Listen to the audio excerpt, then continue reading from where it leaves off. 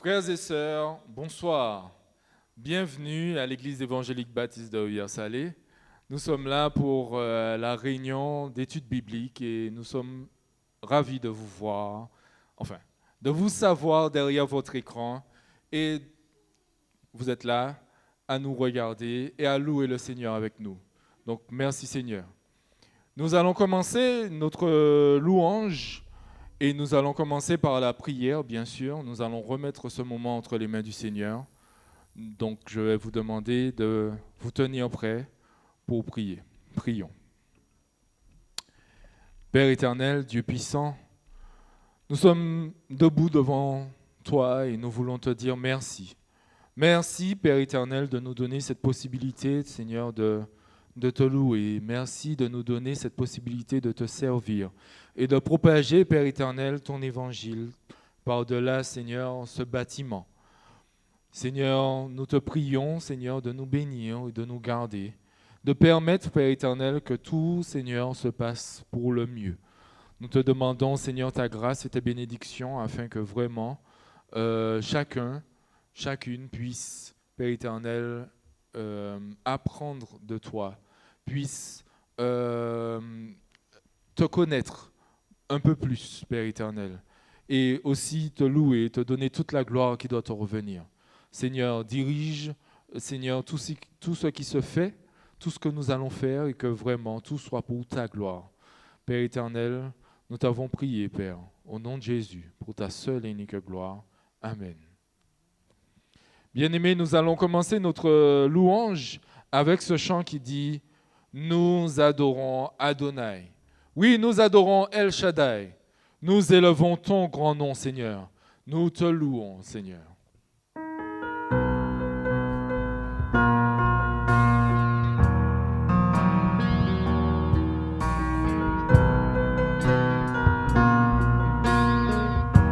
Nous adorons Adonai. Nous adorons Adonai. Nous adorons El Shaddai. Nous élevons ton grand nom. Nous te louons, Seigneur. Nous adorons. Nous adorons Adonai. Nous adorons El Shaddai. Nous élevons ton grand nom. Nous te louons, Seigneur. Donne même le cœur pour le Seigneur, Créateur du vrai bonheur. Tu es glorieux, mon roi. Tu fais de moi ton serviteur. Père, je veux que ma joie demeure, car c'est en toi que je veux être éternellement. Nous adorons Adonai. Nous adorons Adonai.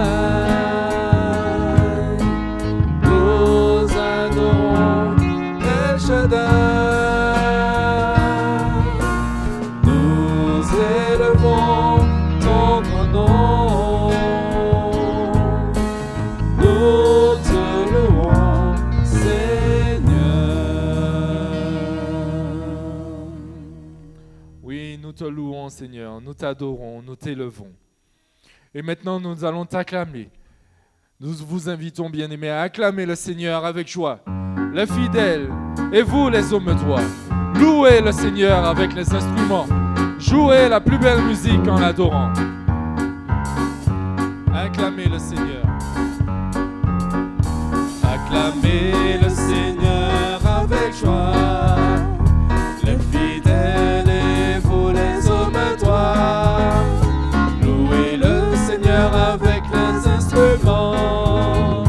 Jouez la plus belle musique en l'adorant. Acclamez, acclamez le Seigneur avec joie. Les fidèles et vous, les hommes droits, louez le Seigneur avec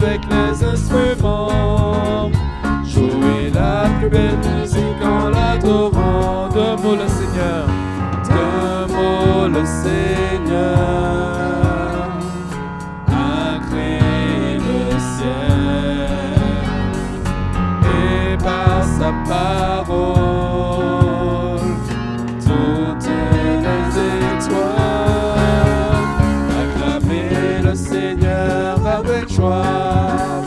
Les fidèles et vous les hommes toi.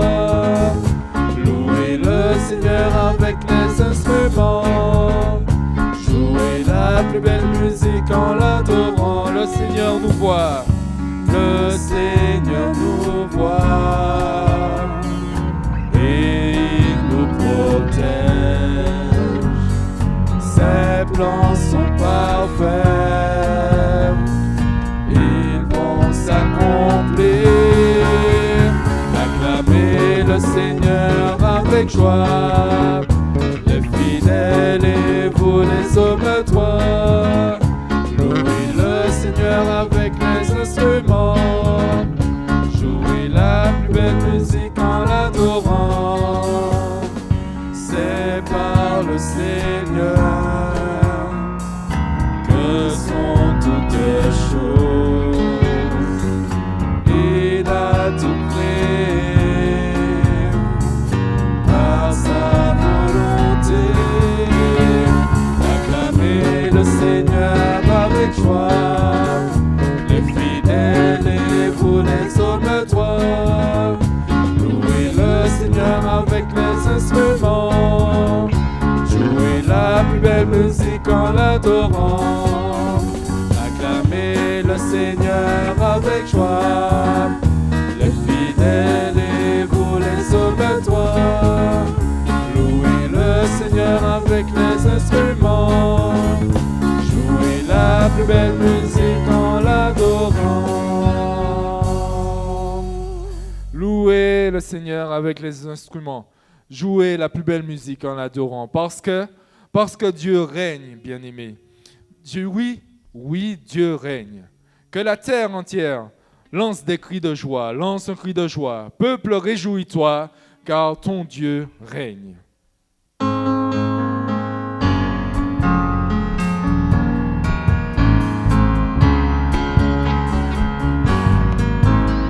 Oui, Dieu règne. Oui, Dieu règne. Oui, Dieu règne. Que la terre entière lance un cri de joie, lance un cri de joie. Peuple, réjouis-toi, car ton Dieu règne. Oui, Dieu règne. Oui, Dieu.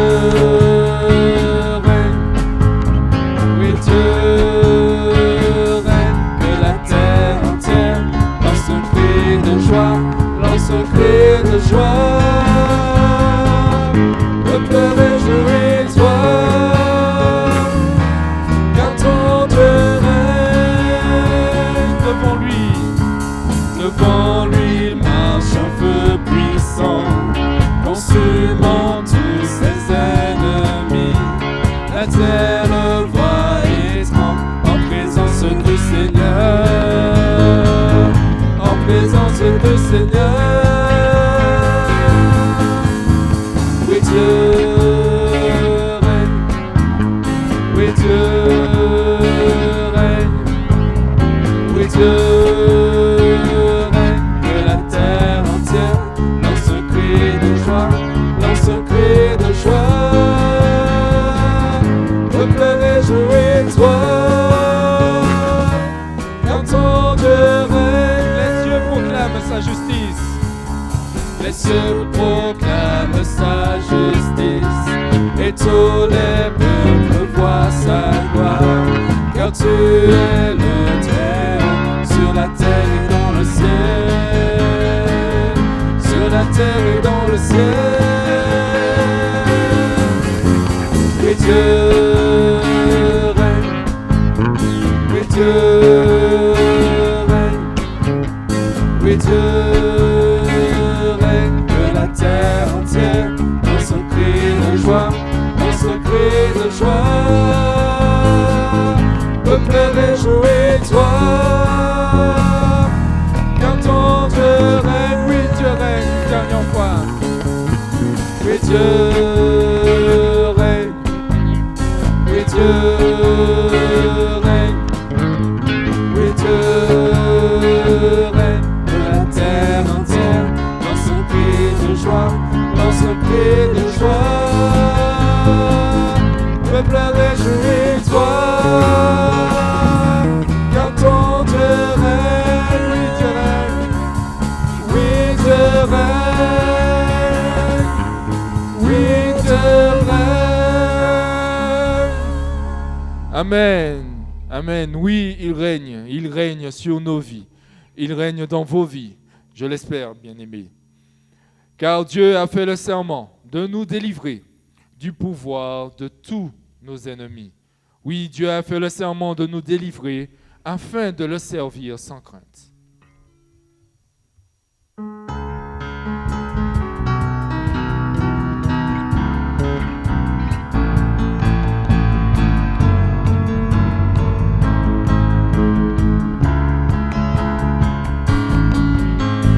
Dieu a fait le serment de nous délivrer du pouvoir de tous nos ennemis.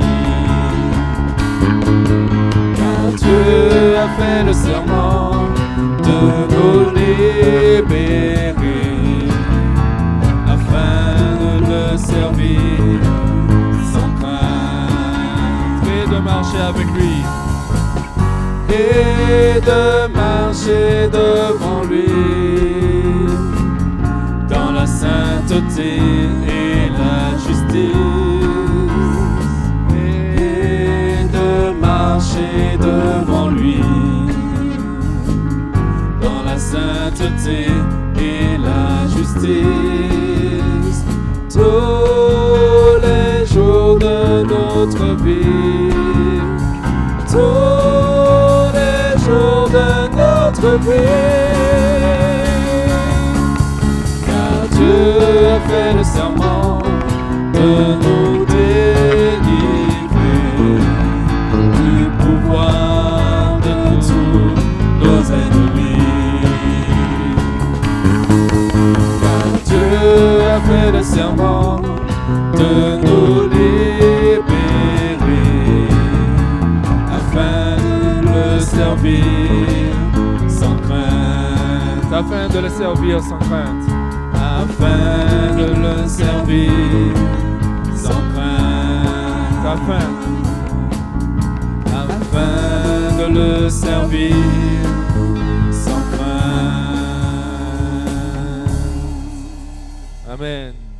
Il a fait le serment de nous libérer, bien-aimés, afin de le servir sans crainte. Servez-le, servez l'Éternel sans crainte.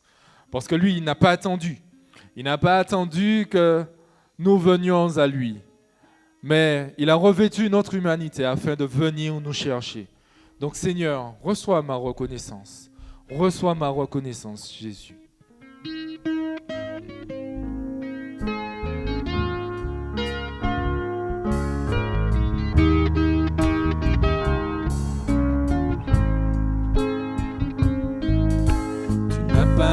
Attendu que je vienne à toi, mais tu as revêtu notre humanité. Tu n'as pas attendu que je crie vers toi. C'est toi qui m'as appelé le premier. Reçois ma reconnaissance, Jésus, ma reconnaissance pour la gloire, ma reconnaissance, Jésus, pour ta venue.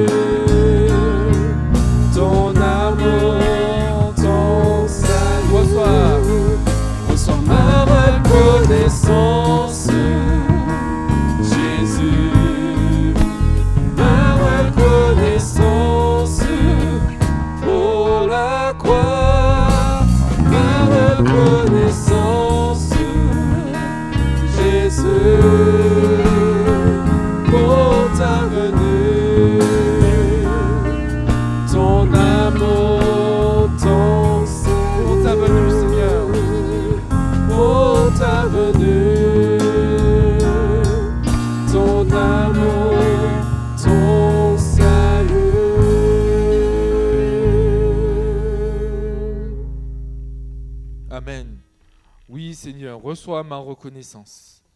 Reçois ma reconnaissance, Jésus. Mon Jésus, je t'aime. Je te sais à moi. Oh, quel charme extrême me retient à toi. Les plaisirs du monde ne m'attirent plus.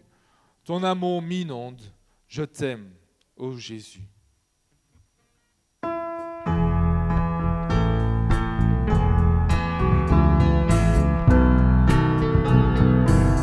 Mon Jésus. Mon Jésus, je t'aime, je te sais à moi. Oh, quel charme extrême me retient à toi. Les plaisirs du monde ne m'attirent plus. Ton amour m'inonde, je t'aime, ô Jésus. Mon Jésus, je t'aime, car tu m'as sauvé. En t'offrant toi-même, ton sang m'a lavé. Sur la croix bénie, pour moi tu mourus. Ta mort est ma vie, je t'aime, ô Jésus. Ici-bas je t'aime, jusque dans la mort.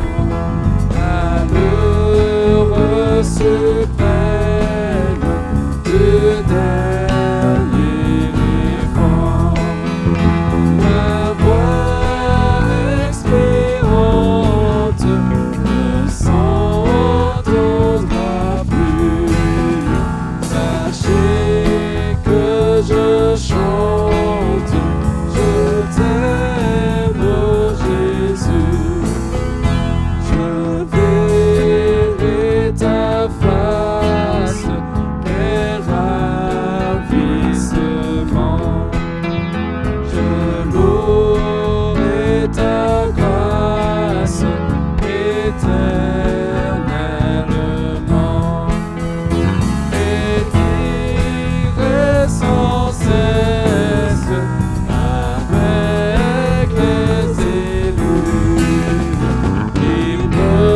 avec les élus, hymne d'allégresse, je t'aime, ô Jésus.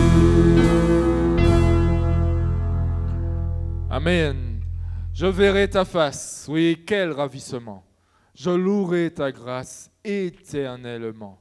Et dirai sans cesse avec les élus l'hymne d'allégresse. Je t'aime, ô Jésus. Bien-aimés, c'est ce que nous croyons, c'est ce que nous espérons. Et nous voulons le répéter, le répéter et le répéter. Notre louange est maintenant terminée. Je laisse la place, sans plus tarder, au pasteur Jean-Claude pour la suite du moment.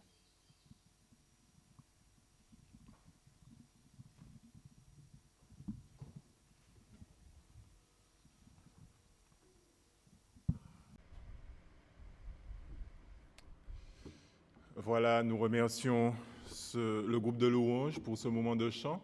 Maintenant, nous allons étudier la parole de Dieu. Mais avant de commencer, j'aimerais vous saluer dans le nom de notre Sauveur et Seigneur Jésus-Christ. Et j'aimerais encourager tous ceux qui nous visitent pour la première fois de vous abonner à la chaîne, de nous suivre sur les réseaux sociaux afin que vous puissiez être édifiés à travers la parole de Dieu.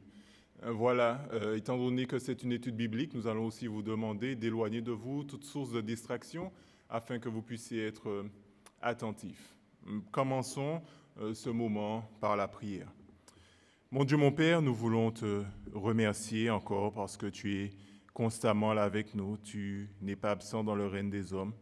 Seigneur, nous voulons te demander à cette heure de nous aider à comprendre, Seigneur, ta parole, que tu puisses l'ouvrir à nos cœurs et que nous puissions la saisir et que nous puissions la mettre en pratique dans nos vies. Merci encore parce que tu ne nous as pas laissés orphelins, tu nous as donné le Saint-Esprit afin que nous puissions comprendre ces choses. Seigneur, à cette heure, nous te demandons de nous pardonner nos fautes, nos offenses, nos iniquités, tout ce que nous avons pu faire qui n'est pas à la gloire de ton nom, que tu puisses nous pardonner. Aide-nous, Seigneur, à les délaisser et à travailler à notre sanctification. Maintenant, bénis ton serviteur qui devra porter cette étude, que tu lui fasses grâce encore, que tu l'assistes en toutes choses et que ces paroles, Seigneur, puissent édifier l'être intérieur de tes enfants, que ceux qui ne te connaissent pas puissent entendre, Seigneur, des paroles de vérité et qu'ils puissent venir à toi, si telle est ta volonté. Ô Seigneur, nous t'avons prié et demandé ton assistance dans le nom de ton Fils Jésus. Amen. Voilà, je vais donc vous inviter à ouvrir vos Bibles avec moi dans l'Évangile selon Matthieu, le chapitre 22, et nous allons lire à partir du verset 23 jusqu'au verset 46. Matthieu 22, versets 23 à 46. Il est écrit, « Le même jour, les Sadducéens qui disent qu'il n'y a point de résurrection vinrent auprès de Jésus et lui firent cette question. « Maître, Moïse a dit, si quelqu'un meurt sans enfant, son frère épousera sa veuve et suscitera une postérité à son frère. Or, il y avait parmi nous 7 frères. Le premier se maria et mourut, et comme il n'avait pas d'enfant, il laissa sa femme à son frère. Il en fut de même du second, puis du troisième, jusqu'au 7e. Après eux tous, la femme mourut aussi. À la résurrection, duquel des 7 sera-t-elle donc la femme? Car toutes l'ont eue. Jésus leur répondit, « Vous êtes dans l'erreur, parce que vous ne comprenez ni les Écritures, ni la puissance de Dieu. Car à la résurrection, les hommes ne prendront point de femmes, ni les femmes de mari, mais ils seront comme les anges de Dieu dans le ciel. Pour ce qui est de la résurrection des morts, n'avez-vous pas lu ce que Dieu vous a dit? Excusez-moi. Je suis le Dieu d'Abraham, le Dieu d'Isaac et le Dieu de Jacob.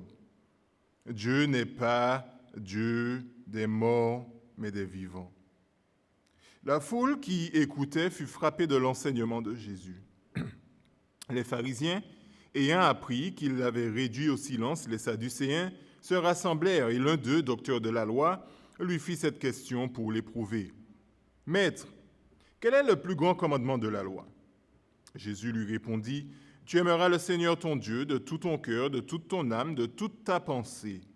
C'est le premier et le plus grand commandement. Et voici le second qui lui est semblable. Tu aimeras ton prochain comme toi-même. De ces 2 commandements dépendent toute la loi et les prophètes. » Comme les pharisiens étaient assemblés, Jésus les interrogea en disant, « Que pensez-vous du Christ? De qui est-il fils ?» Ils lui répondirent, « De David. » Et Jésus leur dit, « Comment donc David, animé par l'Esprit, l'appelle-t-il Seigneur lorsqu'il dit, « Le Seigneur a dit à mon Seigneur, assieds-toi à ma droite jusqu'à ce que je fasse de tes ennemis ton marchepied. » Si donc David l'appelle Seigneur, comment est-il son fils? Nul ne put lui répondre un mot, et depuis ce jour, personne n'osa plus lui poser des questions. Amen. Le texte que nous avons devant nous est important pour nous chrétiens de ce siècle. Nous avons là Jésus qui va étaler devant ces hommes qui essayent de le piéger le cœur du christianisme. Il va expliquer quelle est l'essence de ce qui fait des disciples de Jésus-Christ. Et le cœur du christianisme, Jésus-Christ va nous le montrer ici, c'est non seulement connaître les Écritures et savoir qui Jésus-Christ est, savoir qui est réellement Jésus-Christ, ne pas se tromper sur la personne de Christ, et il va nous démontrer que cela se transforme en action, qui est aimer Dieu de tout son cœur, de toute son âme, de toute sa force et de toute sa pensée, mais aussi aimer son prochain comme soi-même. Mais en cela réside toute la loi et les prophètes, nous dit le Seigneur Jésus. Il y a quelques semaines de cela, nous avons commencé et entamé à partir du chapitre 21 la semaine de la Passion, c'est-à-dire la semaine qui va mener Jésus-Christ à sa mort, mais non seulement sa mort, mais aussi sa résurrection. Et nous avons vu que la passion veut dire souffrance. Donc la semaine de souffrance du Seigneur Jésus, et l'une des souffrances, c'est qu'il sera rejeté par Jérusalem. Et nous avons vu que la chronologie était la suivante. Le Seigneur est arrivé aux abords de Jérusalem dans la journée, en fin de journée, vendredi et samedi. Et il est arrivé aux abords de Jérusalem. Et il a fait son entrée triomphale dans la ville de Jérusalem, monté sur un ânon le dimanche. Et lorsqu'il a fait son entrée triomphale le dimanche, après avoir visité le temple, il est retourné à Béthanie le soir. Et le lundi matin, en se rendant au temple, en marchant sur la route, il a vu un figuier qui semblait porter du fruit, mais qui a été maudit par Jésus-Christ, car il voulait enseigner ses disciples le sort qui est réservé à ceux qui ont l'apparence de piété, mais qui en renient la force. Donc ce lundi même, Jésus, après avoir maudit ce figuier, va se rendre au temple et il va nettoyer le temple, où il y avait un tas de business qui se faisait. Et il va dire que vous avez transformé la maison de mon Père en une caverne de voleurs, alors qu'elle doit être appelée une maison de prière. Et après avoir fait cela, il retourne à Béthanie pour passer la nuit. Nous sommes donc là le lundi. Et le lendemain, c'est-à-dire le mardi, Jésus-Christ et ses disciples retournent dans la ville de Jérusalem. Et en retournant, les disciples seront surpris de voir ce figuier qui a été maudit sécher du jour au lendemain. Et ils étaient émerveillés de voir cela. Et Jésus-Christ a profité pour leur donner un enseignement. Et lorsque Jésus-Christ est arrivé à Jérusalem, nous avons vu qu'ils ont décidé d'attaquer l'autorité du Seigneur Jésus et essayer de le discréditer aux yeux du peuple. Et les chefs religieux ont donc mené une offensive en 3 étapes. Et nous avons vu que la première étape, Jésus-Christ a tout simplement renvoyé les Hérodiens en les faisant taire. Et ces Hérodiens, les disciples de pharisiens, sont venus pour essayer de piéger le Seigneur Jésus en lui posant une question sur les taxes qui sont imposées au peuple, qui souffrait de ces taxes parce qu'elles étaient vraiment importantes. Et lorsque Jésus-Christ leur a demandé de rendre à Dieu ce qui appartient à Dieu et à César ce qui appartient à César, eh bien, ils sont partis déçus, car ils n'ont pu accomplir leur intention. Et ce soir, nous allons voir les 2 dernières offensives de ces chefs religieux à l'encontre du Seigneur Jésus. Et nous verrons que le Seigneur Jésus va, après avoir défendu son autorité et répondu à leurs questions, il va contre-attaquer et il va les mettre KO, comme on dit, avec cette question. Nous verrons donc la résurrection des morts qui est confirmée, l'espérance du chrétien. L'espérance du chrétien, c'est la résurrection d'entre les morts, ce qui fait partie de l'essence du christianisme. Jésus-Christ va nous le confirmer ici. Deuxièmement, nous allons voir quelle est l'essence même, la règle d'or du christianisme dans les versets 34 à 40. Et ensuite, nous verrons quelle est la vraie identité du Messie dans les versets 41 à 46. Matthieu 22, à partir du verset 23, commence en disant que le même jour, c'est-à-dire que nous sommes toujours le mardi, et ce même jour, Jésus-Christ étant toujours dans le temple, est abordé par les Sadducéens et nous est dit qu'ils ne croient pas en la résurrection. Et ils sont venus voir Jésus et lui firent cette question. Nous voyons que les attaques de ces chefs religieux sont bien organisées et menées dans le but de déstabiliser le Seigneur Jésus. Après avoir mené une première offensive, ils ont échoué, ils commencent une deuxième offensive.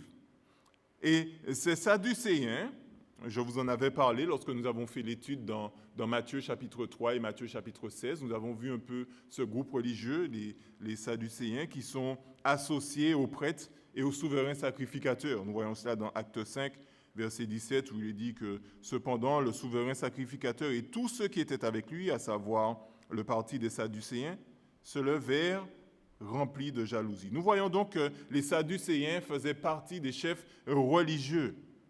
Et ils étaient l'une des trois écoles, trois courants de pensée des Juifs au premier siècle. Et les Sadducéens ne croyaient pas en la résurrection des morts, probablement parce que toute leur théologie se basait sur le Pentateuque, c'est-à-dire les 5 premiers livres de la Bible, Genèse, Exode, Lévitique, Nombre, Deutéronome. Et ces 5 livres n'expliquaient pas clairement la résurrection d'entre les morts. Donc il semblerait qu'ils considéraient seulement le Pentateuque comme étant inspiré de Dieu. Et les Sadducéens vont faire allusion dans la question qu'ils vont poser au Seigneur Jésus à la loi du lévira, c'est-à-dire lévira qui vient du latin, lévir qui veut dire beau-frère. Et cette loi est citée dans Deutéronome 25, les versets 5 à 6. Lorsque les frères, il est dit dans ce texte, lorsque des frères demeureront ensemble et que l'un d'eux mourra sans laisser de fils, la femme du défunt ne se mariera point au dehors avec un étranger, mais son beau-frère ira vers elle, c'est-à-dire la prendra pour femme, et l'épousera comme beau-frère. Et le premier-né qu'elle enfantera succédera au frère mort et portera son nom, afin que son nom ne soit point effacé d'Israël. Ils veulent donc questionner Jésus-Christ en ridiculisant la résurrection des morts en s'appuyant sur leur compréhension de ce texte. Et il va essayer de forcer leur doctrine sur ce texte. Ils veulent montrer à quel point la résurrection est ridicule. Ils vont donc proposer une histoire hypothétique avec une exagération démesurée. Et il va dire ils diront au Seigneur Jésus qu'il y a une femme qui a survécu à 7 maris, c'est-à-dire le premier mari meurt, il ne lui donne pas d'enfant, deuxième pareil, troisième jusqu'au 7e, c'est la même chose. Lors de la résurrection, ils disent au Seigneur Jésus, « De qui sera-t-elle la femme puisqu'elle a épousé les 7 ?» Et Jésus va démontrer facilement et rapidement leur ignorance des choses spirituelles. Il va leur démontrer 2 erreurs dans leur question. La première erreur, c'est qu'ils ne comprennent pas les Écritures. Bien qu'ils aient étudié toute leur vie cette Écriture, ils ne connaissent pas les Écritures. Et la deuxième erreur, c'est qu'ils ne connaissent pas, ou bien ils négligent ou minimisent la puissance de Dieu. La première erreur, donc ils se moquent de la résurrection de la chair.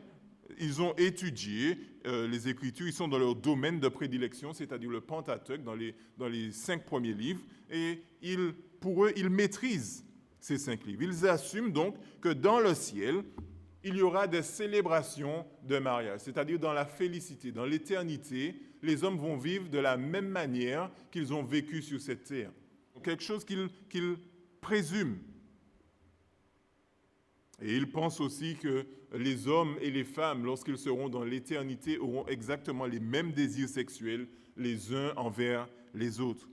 Mais Jésus, qui est l'auteur de la loi, va pointer rapidement du doigt leurs prétentions et leurs erreurs. Il leur dit, au verset 30, « Car à la résurrection, les hommes ne prendront point de femmes, ni les femmes de mari, mais ils seront comme les anges de Dieu dans le ciel. » Jésus leur dit qu'ils ne savent pas de quoi ils parlent. Ils ont tiré une doctrine qu'ils ont lue entre les lignes et ils en ont fait l'une des doctrines les plus importantes dans les Écritures. Nous voyons cela aujourd'hui. Certaines personnes vont prendre des textes obscurs dans les Écritures. Un texte qui est mentionné une fois, le baptême pour les morts par exemple, et vont faire une doctrine. Vont dire que la Bible demande à ce qu'on se baptise pour les morts, mais c'est faux. Et le mariage, donc, Jésus-Christ va lui expliquer que le mariage sera obsolète dans l'éternité parce que les relations que nous aurons les uns envers les autres sera totalement différent de la relation que nous avons les uns avec les autres ici sur terre, non seulement avec Dieu, mais avec notre prochain. Et le Seigneur Jésus va leur dire quelle est la nature exacte de ce qui se passera dans le ciel. Lorsque nous allons aller dans le ciel, les choses vont changer. Nous aurons des corps transformés, nous serons glorifiés. Et tout ce qui fait les défauts de l'humanité, ne seront plus présents. Donc pour ceux qui sont dans un mariage et qui sentent qu'ils ne sont pas épanouis, ce serait une aubaine pour eux. Mais cela peut paraître dur pour ceux qui s'aiment profondément sur cette terre. Mais Christ nous promet que la relation que nous aurons, puisque nous allons nous reconnaître les uns et les autres, nous ne serons pas totalement aliénés, nous ne saurons pas à qui nous parlons, puisqu'il est dit que nous verrons Abraham dans le ciel, nous verrons Jésus-Christ, nous allons voir Élie, nous allons reconnaître ces personnes et nous saurons qui sont ces personnes. Donc notre identité ne sera pas effacée dans l'éternité, mais nos relations seront changées. Nous serons tous des frères et des sœurs, nous allons faire partie de la même famille. Le Seigneur Jésus va donc nous promettre dans ce texte que nous aurons une relation supérieure que celle que nous avons ici dans le monde. Et il nous dit qu'elle sera similaire à celle des anges dans le ciel. Il va dire que les anges ne se marient pas. Mais ce que Jésus-Christ veut surtout dire ici, c'est que nous devons regarder cette relation dans l'éternité comme étant la relation de Christ avec l'Église. Lorsque nous lisons Éphésiens 5, versets 21 à 33, nous n'allons pas lire toute cette section, mais lorsque vous lisez cette section, surtout au verset 32, vous verrez que ce mystère est grand. Je dis cela par rapport à Christ et à l'Église. Ce texte nous parle de Christ qui va avoir une relation profonde avec l'Église dans l'éternité. Et cette Église, est regardée comme étant mariée à Jésus-Christ. Donc nous n'aurons plus cette notion de mariage fébrile que nous avons connue dans ce monde, mais nous aurons un autre niveau de relation et une autre compréhension du mariage dans l'éternité. Donc notre relation entre frères et sœurs sera différente. Et ce mystère est grand, Paul nous dit dans Éphésiens 5, 32. Et ce que j'aurais aimé signaler ici quand même, c'est de faire attention à l'interprétation que nous donnons à ce verset de Matthieu. Lorsque nous disons que nous serons comme les anges dans le ciel. Certains ont pris ce texte pour enlever le point de vue surnaturel de Genèse chapitre 6, les versets 1 à 4, en disant que nous ne pouvons pas comprendre Genèse 6 comme étant surnaturel, des êtres spirituels qui sont venus et ont engendré les Néphilim parce que, tout simplement, les anges n'ont pas de sexe. Notez que ce verset ne parle pas de genre ni de sexe. Il parle tout simplement du fait de se marier, de l'action de se marier. Et il est dit que les anges ne se marient pas. Il n'est pas dit que les anges ne peuvent pas avoir de sexe ou de genre. Ce n'est pas ça qui est dit là dans le verset. Nous ne pouvons pas prendre ce verset pour appuyer cette théorie. Maintenant, lorsque nous lisons ce verset, nous savons que ce verset n'est pas là pour nous dire que les anges sont asexués et n'ont pas de sexe. C'est un débat que nous verrons peut-être après, dans la suite. Il faut savoir que les anges, lorsqu'ils se présentent et se manifestent sur terre, généralement, la plupart du temps, dans tous les cas, je crois, ce sont des hommes. Ils se manifestent avec le genre masculin. Bon, ceci étant dit, c'est une parenthèse. Donc ce texte ne peut pas être utilisé pour parler des anges qui n'ont pas de sexe. Jésus donc dénonce leur ignorance des Écritures, de ces Sadducéens. Il mène des conclusions hâtives qu'ils tirent d'après eux de la parole de Dieu. Et lorsqu'une chose n'est pas explicite dans les Écritures, nous ne pouvons pas en faire une doctrine. C'est un principe biblique que nous devons apprendre. Nous devons faire preuve d'humilité et reconnaître qu'il y a des zones d'ombre dans notre compréhension des Écritures. En fait, si nous avions la capacité de comprendre parfaitement la pensée de Dieu, eh bien nous serions des dieux nous-mêmes. L'Écriture nous dit dans Ésaïe 55, verset 9, que autant les cieux sont élevés au-dessus de la terre, autant mes voix, c'est-à-dire les voix de Dieu, sont élevées au-dessus de nos voix et ses pensées au-dessus de nos pensées. Donc lorsque Dieu présente des choses, nous avons une certaine compréhension, mais nous n'avons pas une compréhension totale de ces choses. Et la deuxième erreur que Jésus-Christ va pointer du doigt dans ce groupe de Sadducéens, c'est qu'ils vont minimiser la puissance de Dieu. Pour eux, Dieu n'est pas capable de ramener les morts à la vie. C'est la deuxième erreur qu'ils font ici. Et nous savons que l'Ancien Testament parle de manière claire de la résurrection des morts. Nous l'avons vu avec le pasteur Ambroisine lorsqu'il a fait cette étude dans Daniel 12, verset 2, où il est dit que plusieurs de ceux qui dorment dans la poussière de la terre se réveilleront, les uns pour la vie éternelle et les autres pour l'opprobre, pour la honte éternelle.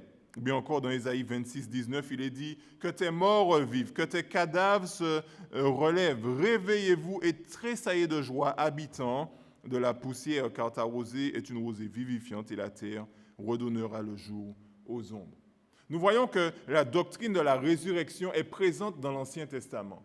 Mais comme ces sadducéens,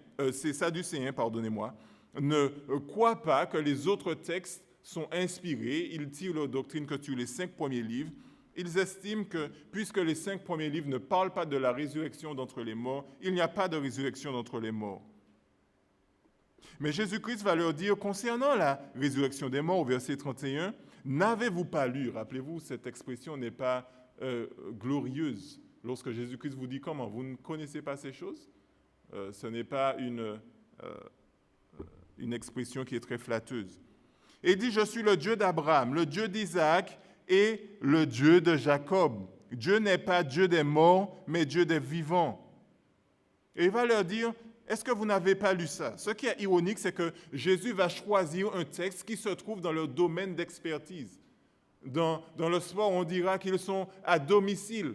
Et pourtant, Jésus-Christ va leur donner une brillante défaite. Et Jésus cite une section des Écritures qu'il considère comme inspirée, c'est-à-dire Exode 3, verset 6. Et il dira, « Je suis le Dieu de ton père, d'Abraham, d'Isaac et de Jacob. » Moïse se cacha le visage car il craignait de regarder Dieu. Ici, ce texte, c'est lorsque Moïse a rencontré Yahweh pour la première fois dans ce buisson ardent, et Dieu se révèle à lui et se présente à lui comme étant le Père, le Dieu de ses pères. Abraham, Isaac et Jacob, et aussi de son père Amram. Et il va lui dire, écoute, je suis, il va utiliser le présent. Et cela implique que s'il est le Dieu d'Abraham, d'Isaac et de Jacob, cela indique qu'ils sont encore vivants, qu'il y a une certaine relation avec eux. Et cette relation est spirituelle parce que lorsque quelqu'un meurt, ne vous y trompez pas, il ne tombe pas dans un sommeil profond ou bien encore il est annihilé comme certaines religions le disent. Non. Eh bien, Dieu est en relation avec ces patriarches qui sont encore en vie. Donc, Jésus-Christ va leur dire, si Dieu est capable de maintenir les morts, ceux qui sont passés de l'autre côté en vie, eh bien, il est aussi capable de leur redonner une vie dans le corps. Et puisque cela est vrai, eh bien, la résurrection est aussi vraie. Vous minimisez la puissance de Dieu. Le Seigneur va ressusciter tous ceux qui lui appartiennent pour l'éternité et ceux qui ne lui appartiennent pas seront jetés dans les temps de feu. Comme il est dit dans Hébreux 9, 27, il est réservé à l'homme de mourir une seule fois, après quoi vient le jugement. Nous savons que lorsque nous mourrons, nous allons auprès du Seigneur. Et lorsque Christ a répondu à cette question piège, il nous est rapporté que la foule a été étonnée de voir comment Christ a répondu à leurs questions. Après avoir désamorcé cette attaque, nous voyons que Jésus-Christ va il va préparer le terrain pour le chapitre 23 qui va suivre.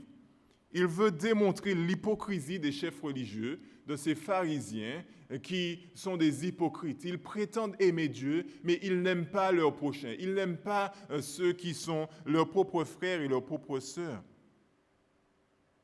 Et lorsque justement ces pharisiens ont vu comment Jésus-Christ a réduit au silence ces sadducéens, ils sont venus avec arrogance en pensant être beaucoup plus compétents que ces sadducéens au niveau de la parole. Et ils vont venir lui faire une question.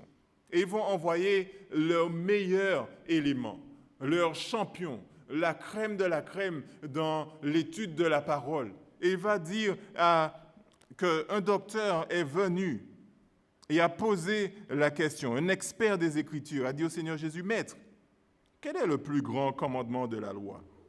Voyons que tous les ennemis qui sont venus, les Sadducéens, les Hérodiens, les pharisiens appellent Jésus-Christ maître. Mais leur hypocrisie, c'est qu'ils ne le reconnaissent pas comme un maître, parce que lorsqu'il leur donne la vraie interprétation de la parole, ils refusent de s'y soumettre. Donc ils ne le considèrent pas réellement comme un maître. Cela, c'est juste de la flatterie pour essayer de baisser sa garde et de le piéger. Et lorsqu'ils disent au Seigneur Jésus, quel est donc le plus grand commandement ? Jésus va leur répondre en citant ce texte qu'ils connaissent tous, qui est célèbre parmi les Juifs et qui est appelé le Shama. Shama qui veut dire écoute. C'est Deutéronome 6, les versets 4 à 5.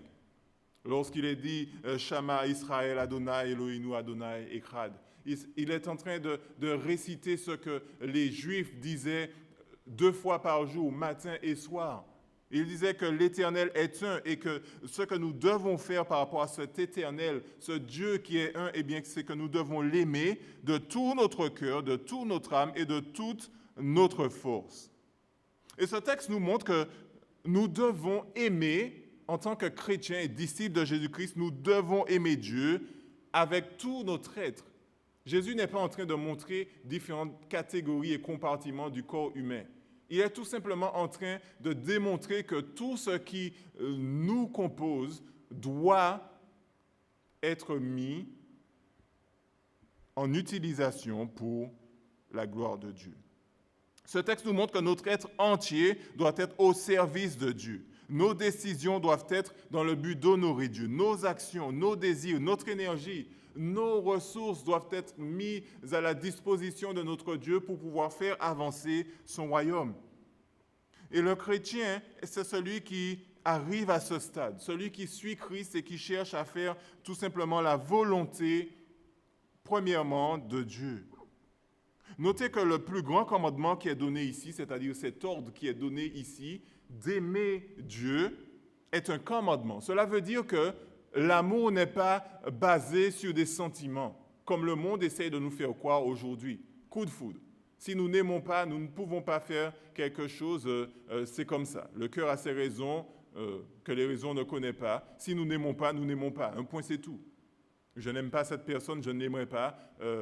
Voilà, c'est comme ça, mon cœur est comme ça. Mais ici, il nous est démontré que l'amour n'est pas basé sur un sentiment, mais l'amour est basé sur une volonté d'aimer, parce qu'il nous est commandé d'aimer. Et parce qu'il nous est commandé d'aimer, cela veut dire que nous pouvons commander l'amour. L'amour peut être contrôlé. Et le Seigneur Jésus va leur dire, le plus grand commandement, c'est tu aimeras le Seigneur ton Dieu. Mais voici celui qui lui est semblable. Comme je vous disais, il est en train de préparer le terrain pour le chapitre 23, pour montrer leur hypocrisie. Ils prétendent aimer Dieu, mais ils n'aiment pas leur prochain. Et il leur dit que le deuxième, c'est que vous devez aimer votre prochain comme vous-même. Alors Jésus-Christ n'est pas en train de promouvoir l'amour de soi. Ce n'est pas ce que Jésus-Christ est en train de dire lorsqu'il dit on doit aimer notre prochain comme soi-même. Puisque nous voyons que l'amour de soi est condamné dans les Écritures, même dans 2 Timothée, on voit que dans les derniers temps, les hommes auront l'amour de soi, et c'est condamné comme étant un péché, une chose qui n'est pas normale. Donc ce que Jésus-Christ est en train de dire ici, il l'a déjà expliqué lorsque nous avons vu Matthieu 7 et autres, il disait que ce que nous aurions aimé que les autres nous fassent, eh bien nous devons le faire pour eux. Voici ce qu'il entend par aimer son prochain comme soi-même. Nous devons regarder les intérêts des autres comme étant au-dessus des nôtres. Bien entendu, nous ne devons pas aussi nous mépriser. C'est l'extrême que nous pouvons faire. Nous ne pouvons pas nous dénigrer non plus, parce que nous reconnaissons que si Christ est mort pour nous, c'est que nous avons une certaine valeur. Et cette valeur se trouve en Christ. Et lorsqu'il nous dit d'aimer notre prochain comme soi-même, il nous dit d'aimer notre prochain comme nous-mêmes lorsque nous sommes en Christ. C'est-à-dire nous devons aimer notre prochain en Christ. Et parce que nous disparaissons dans l'amour de Christ, nous devons aimer le prochain comme Christ a aimé l'autre, c'est-à-dire de manière sacrificielle. Nous devons nous sacrifier pour les autres. Ceci étant dit, Jésus-Christ va leur montrer que pourquoi il parle du premier commandement, ensuite il donne le deuxième qui lui est semblable. Parce qu'il est en train de leur montrer que si vous ne pouvez pas faire le premier, vous n'arriverez pas à faire le deuxième. Personne ne peut aimer son prochain s'il n'aime pas Dieu. Et Jésus-Christ va leur démontrer cela, et leur hypocrisie, leur sensibilité, leur ego est touché par cette parole. Et nous voyons dans le texte qu'ils vont simplement partir. Ensuite, Jésus-Christ, voyant que les pharisiens étaient encore là, avant qu'ils ne s'en aillent, Jésus-Christ va leur poser une question. Et une question qui est essentielle pour le christianisme. Quelle est donc l'identité du Messie? Jésus va les mettre KO avec cette question. Nous étions dans un combat de boxe. Eh bien, vous savez, lorsqu'on est sur le ring, il y a round 1, 2 ou 3, et puis il y a la période où l'adversaire est knock-out, est KO, comme on dit. Eh bien, lorsque Jésus-Christ va leur poser cette question, il va leur donner le coup de grâce. Et ils ne pourront plus jamais venir lui poser des questions parce qu'ils verront son grand savoir, la maîtrise des Écritures, et ils vont donc maintenant faire usage de la force, de la manipulation, des mensonges pour pouvoir arrêter le Seigneur Jésus. Dans Matthieu 22, 42, il est dit que Jésus-Christ leur pose cette question. Que pensez-vous du Christ? Le Christ qui veut dire le Messie, loin de l'Éternel, celui que Dieu avait promis à son peuple d'envoyer. De qui est-il fils? Il nous est dit que les pharisiens ont répondu de David. Cela nous montre que les pharisiens croient que le Messie doit être uniquement un homme descendant de David. Jésus-Christ va leur démontrer que cet homme n'est pas simplement un homme, mais il est aussi divin, il est Dieu. Jésus-Christ n'est pas en train de dire que celui qui doit venir n'est pas descendant de David, mais il dit qu'il n'est pas un simple homme, il est aussi Dieu. Et Jésus-Christ va leur dire, comment donc David, et il va leur rappeler que ce n'est pas David qui parle, mais c'est poussé par le Saint-Esprit que David a parlé de la part de Dieu. Il va dire, pourquoi par l'Esprit, animé par l'Esprit, David l'appelle-t-il Seigneur? Et il va citer le psaume 110, verset 1. Ce psaume 110, verset 1, il nous est dit qu'il est dit que mon Seigneur dit à mon Seigneur. Le premier, mon Seigneur, c'est Yahweh, c'est-à-dire Dieu le Père. Pourquoi Dieu le Père dit à mon Seigneur? Mon Seigneur, eh bien, c'est celui qui est à la droite de Dieu. Et nous voyons que celui qui est à la droite de Dieu, c'est le Messie, celui qui devait venir dans le monde en tant que fils de David, et celui qui est à la droite de Dieu est aussi Dieu. Et il va citer ce texte et il va leur dire, donc pourquoi David l'appelle-t-il Seigneur s'il est simplement le fils de David? Il ne peut pas l'appeler mon Seigneur parce que le Père est toujours plus grand que le Fils, parce que c'est grâce au Père que le Fils est engendré. Et là, nous voyons que le Seigneur Jésus leur dit, pourquoi David l'appelle-t-il Seigneur? Et nous pouvons répondre à cette question parce qu'ils savent qu'ils doivent répondre à cette question. Et les Juifs à cette époque reconnaissaient déjà qu'il y a ce qu'ils appelaient les deux pouvoirs dans le ciel. Il y a Dieu le Père dans le ciel, mais il y a aussi Dieu sur terre qui agissait. Et ils reconnaissaient ces deux puissances dans le ciel et sur la terre, et ils avaient déjà une certaine conception de la pluralité de Dieu. Et s'ils reconnaissent que le Messie, le fils de David, est aussi divin, eh bien, ils auraient dû changer toute leur théologie et leur façon d'approcher les Écritures, chose qu'ils ne voulaient pas faire. Et ces chefs religieux n'ont pas voulu écouter ce que le Seigneur Jésus leur disait. Jésus est donc en train de leur dire que David pointait déjà du doigt que le Messie qui devait venir serait un descendant de David, mais il ne serait pas seulement 100% homme, mais il serait aussi 100% Dieu, parce qu'il est à la droite de Dieu, et David, ce type de Jésus-Christ, l'appelle mon Seigneur. Il reconnaît qu'il est au-dessus de lui et que ce titre Adonai était réservé à Dieu. Et il va l'appeler Adonai. Et Jésus va leur dire ce Messie devait être pleinement humain, mais aussi il devait être pleinement Dieu.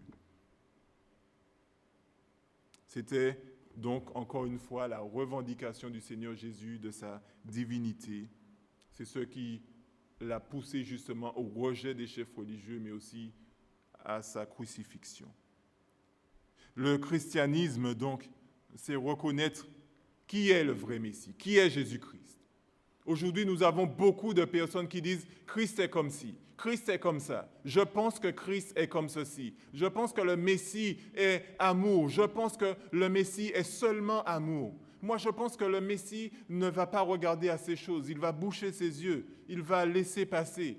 Je pense que le Christ, je pense. » Mais Jésus-Christ va leur dire que le seul Christ, le seul vrai Christ, c'est celui que la Bible va révéler, c'est celui que les Écritures révèlent. Que ce Christ nous fasse plaisir ou pas, le seul vrai Christ, c'est celui que les Écritures nous présentent. Jésus leur montre leur erreur parce qu'ils ne croient pas au bon Christ, au bon Messie. Ils ont une perception du Messie qui n'est pas la bonne. Le Messie qui devait venir devait être aussi divin. Puisque Jésus-Christ maintenant ne peut être accusé d'aucune faute, aucun blasphème, il ne peut être piégé par les Écritures. Nul ne put lui répondre un mot, il nous est dit, et depuis ce jour, personne n'osa plus lui poser des questions. Ces chefs religieux vont se tourner vers la violence, la manipulation, la ruse, maintenant pour pouvoir faire mourir le Seigneur Jésus. Maintenant que nous avons vu ce texte, que devons-nous comprendre? Nous devons comprendre, premièrement, que l'essence du christianisme, c'est que nous devons adorer le Seigneur Jésus, le bon Christ, le vrai Christ. Parce que si nous adorons un Christ qui n'est pas celui qui nous est présenté par les Écritures, c'est de l'idolâtrie et nous n'adorons pas le vrai Dieu.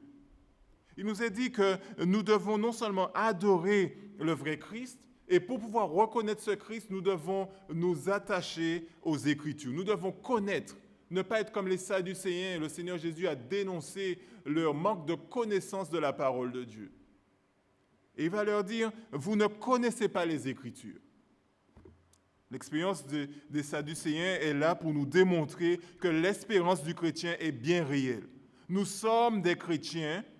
Si nous sommes des chrétiens, nous avons cette ferme assurance en la résurrection des morts. Nous ne sommes pas sans espoir. Oui, c'est vrai que la vie est difficile dans ce monde, mais nous avons une meilleure espérance dans l'au-delà parce que nous savons que nous serons avec notre Sauveur et Seigneur Jésus-Christ. Et lorsqu'il va renouveler toutes choses, dans cette nouvelle terre et dans ces nouveaux cieux, nous serons ressuscités pour être avec lui dans cette nouvelle Jérusalem, dans ces nouveaux cieux et dans ces nouveaux terres.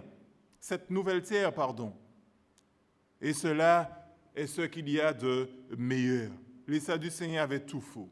S'ils avaient une espérance uniquement sur terre, comme certaines personnes le disent, les évangélistes de prospérité vont dire que notre meilleure vie, c'est maintenant. Eh bien, la parole nous montre que le meilleur est à venir dans l'éternité. Notre relation sera différente et elle sera infiniment meilleure que ce que nous avons pu connaître dans ce monde. Il n'y aura personne de déçu dans le ciel. Personne ne sera déçu par ce qu'ils vont trouver dans le ciel. Au contraire, nous serons plus que surpris. Nous serons émerveillés de voir la puissance de Dieu. Imaginez ce que sera l'éternité. Et lorsque vous aurez l'image la plus parfaite de ce qu'est l'éternité, eh bien, dites-vous que vous n'êtes même pas à 1% de ce que l'éternité peut ressembler. Nous serons plus que étonnés dans le royaume des cieux. L'éternité est une chose que nous espérons et que nous voulons expérimenter.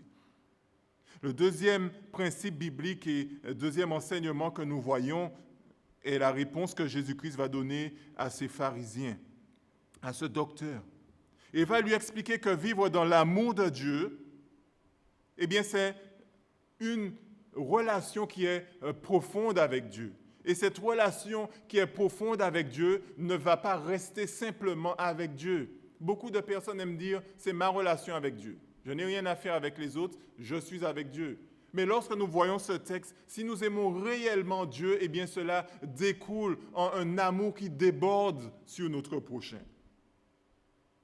Et Jésus-Christ va leur dire que si vous voulez connaître, si vous aimez réellement Dieu, eh bien vous pouvez juger cela en fonction de l'amour que vous portez pour ceux qui vous entourent. Et vous pouvez juger votre amour pour Dieu en regardant votre amour pour votre prochain. Il nous est dit que nous devons aimer Dieu de tout notre cœur, de toute notre âme, de toute notre force. Tout ce que nous disons, pensons, nous devons le faire pour la gloire de Dieu. Et lorsque nous aimons Dieu de cette manière, cela va se découler en un amour profond pour nos voisins, nos amis, nos collègues, nos ennemis, même des inconnus, ceux que nous ne connaissons pas. Notre amour va se manifester envers ces personnes. Mais nous voulons aimer Dieu. Et si nous voulons savoir quel est notre niveau d'amour pour Dieu, nous devons regarder à l'autre. Nous ne devons pas nous attarder sur ces choses du monde, mais nous devons regarder à Dieu.